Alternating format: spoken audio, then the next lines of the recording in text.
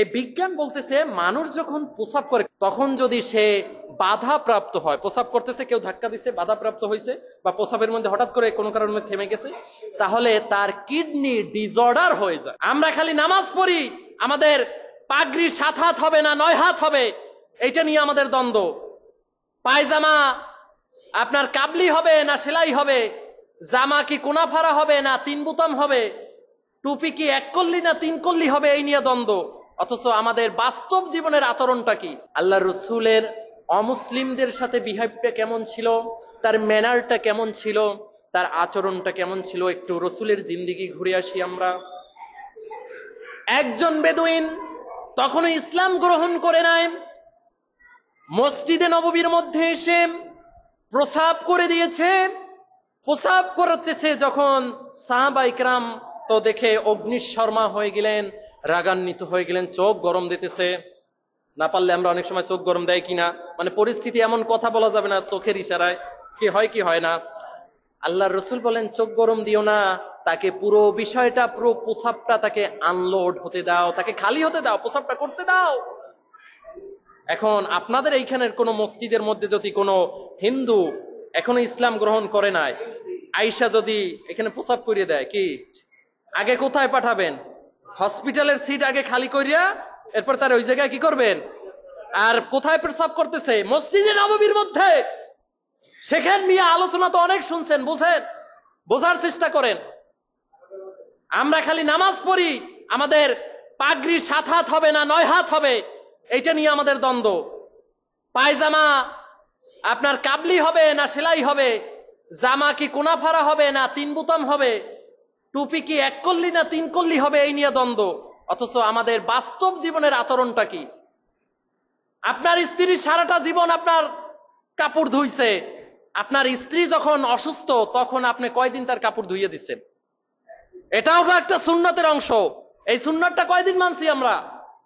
হাজিরিন, প্রস্রাব করা শেষ হলো। আজকের বিজ্ঞান, সায়েন্স বলতেছে science and technology is the most important, is the powerful in our practical life. এখানে যা কিছু দেখতেছেন, ইটস দ্য সায়েন্স, এগুলো সব সায়েন্সের অংশ।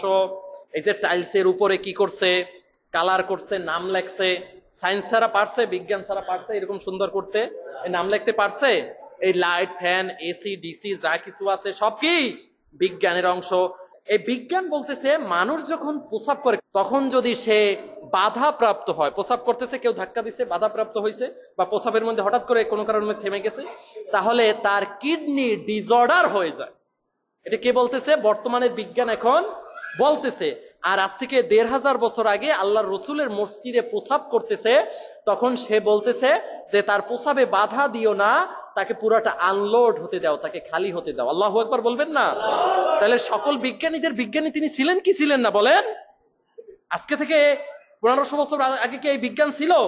বিজ্ঞান ছিল না। হাজিরিন, এরপরে রাসূল করিম সাল্লাল্লাহু আলাইহি ওয়াসাল্লাম বলছেন তোমার তো প্রস্রাব করা হয়েছে, শোনো বাবা, তুমি যে কাজটা করেছো এটা হচ্ছে আমাদের উপাসনালয়, এখানে আমরা ইবাদত করি, এখানে আমরা সাজদা করি, এটা আমাদের পবিত্রতম স্থান, এখানে প্রস্রাব করতে হয় না, তুমি যেটা করেছো এটা ভুল করেছো, আর কখনো এরকম করবা না। আল্লাহু আকবার বলবেন না?